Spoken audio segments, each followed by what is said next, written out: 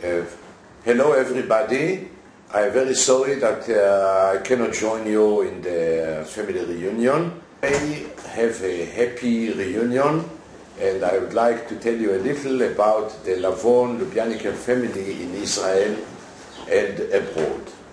So, the family started in a small town which is now in the western part of Ukraine called Kopichinets. It is between two larger cities, Ternopil and Chortkov. The first to leave the town was my father Tzvi, who immigrated to the United States in January 1913, and he lived in New York for a few years. He joined the garment industry and was active in organizing the workers in order to improve their working conditions, like breaks, lunch break, not very long working hours, and so on. Social conditions. In 1916, he was drafted to the U.S. Army and was stationed in a camp, I don't know the name of the camp, in Georgia. But in 1917, when the United States joined the war, the First World War, on the side of Britain and France, he was released from the army because he came from a part of Europe that was in the Austro-Hungarian Empire, which was the enemy country. So he went back to New York, but after some time there was the Balfour Declaration that promised the Jews to have a homeland in Eretz Israel, in Palestine. And after some time, two Jewish battalions were established in the British Army. One was established in Britain itself, and the second was established in North America.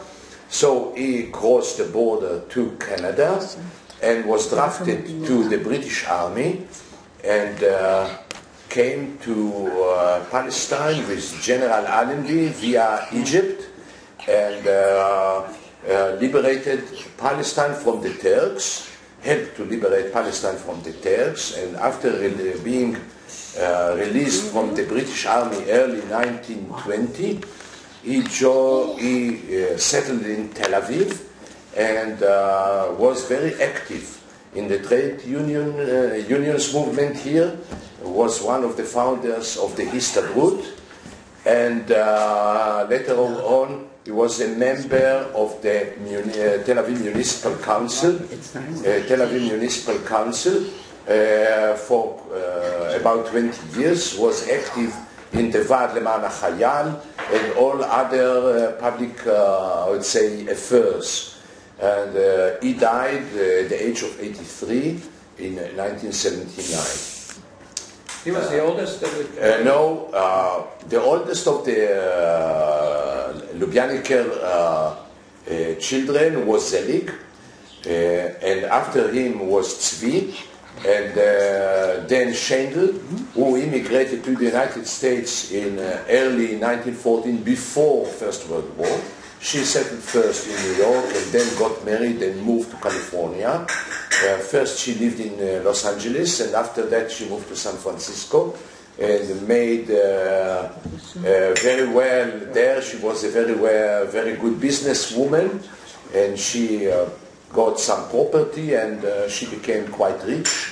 And she had, probably you know it, but she had a boy, Levi, and a daughter, Lima, Bernice, her name. And Levi died a few years ago. Lima is still alive. She is now in Los Angeles with her daughter and granddaughter. She was Jenny Einsbruch to us. Yes, Jenny Einsbruch, yeah. My father was the first of the family to come to Israel, because he was in the Gdud, in the Jewish battalion, and It came in 1918. 1918. And then Zelig and Chava and Pinchas came over too. The last was Pinchas. He came in 1929 or 28. He was younger. He was the youngest one, and he was a founder of a youth movement in Poland, Galicia, and Romania, which was called Gordonia. And he was a founder of one of the kibbutzim here, Hulda. And after that, he was very active in politics. He was a minister of, in some,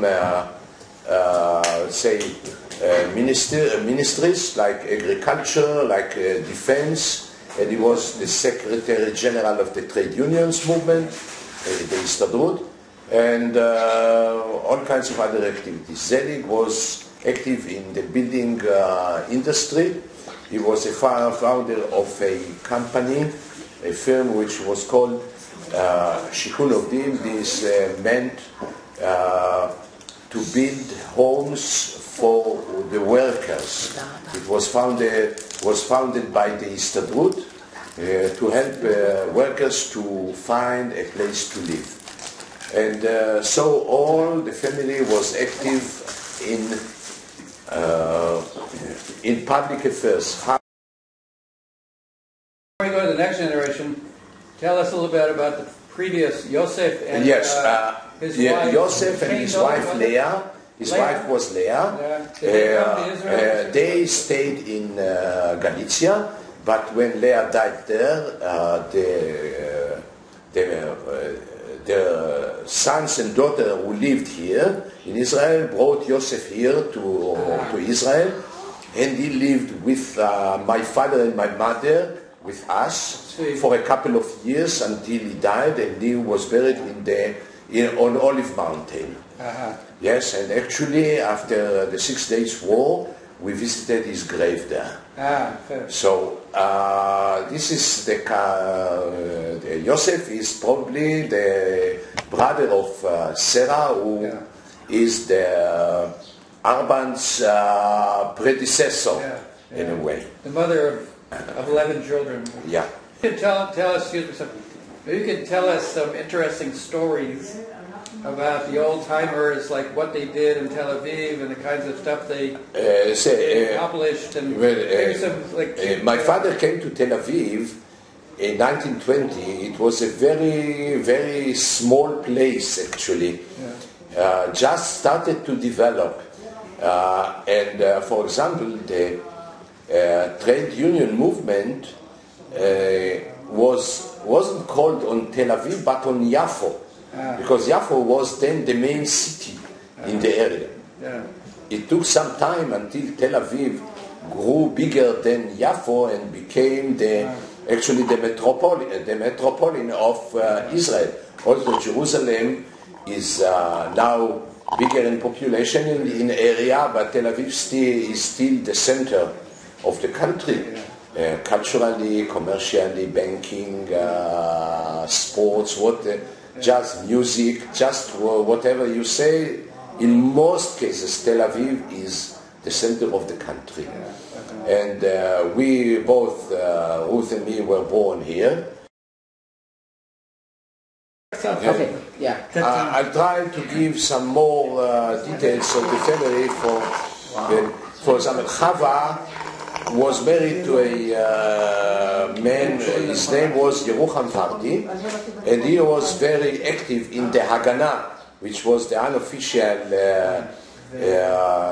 defense forces of the Jewish, I would say, population here in Israel before the Independence Day. And he was caught with arms by the British and was put into jail for about a year or so, back in before World War II. And he was in Akko. There was a prison that the British put people from the Haganah and from the Etzel and from the Lehi, who were other underground organization like that. And The family tried to release him from prison, and finally they succeeded after a year or so to have him back at home. Wow. Pinchas was very active. He was a member of kibbutz, and he was very active in politics, and he was one of the best orators in the country. When he used to speak in the Knesset, all members of the Knesset used to come inside the assembly hall to listen, because his speech was built very well, and his Hebrew was very rich, very well, I would say, prepared very well. He used very good words, so he was well known about that. And Zelig used to